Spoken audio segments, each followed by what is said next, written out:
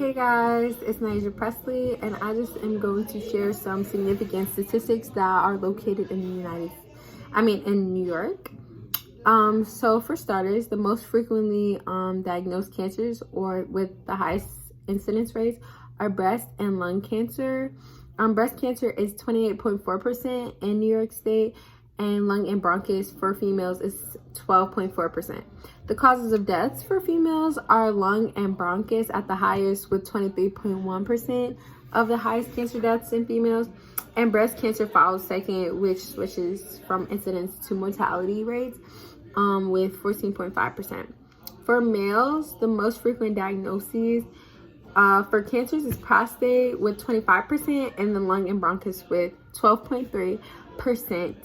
And then the causes of death for males is lung and bronchus as well with 24.6% and prostate with 9.8%. So it shows that lung and bronchus affects the New York State at higher rates than the prostate and breast cancers, which is a close second. And cancer is the second highest chronic disease that New York State faces, with heart disease being the first. So I felt like the most striking statistics was the survivorship statistics. For starters, which I found so funny, was survivorship is defined as like the wellness and health of a person that is going through the stages of cancer as well as after or post cancer. So it shows that widows had the highest survivorship rate in comparison to divorced, married, or never married peoples. So it just shows that like marital status does affect people with cancer, as well as insurance type. So people with Medicare had a higher percentage of cancer survivorship than those with private care, Medicaid, no insurance, or other.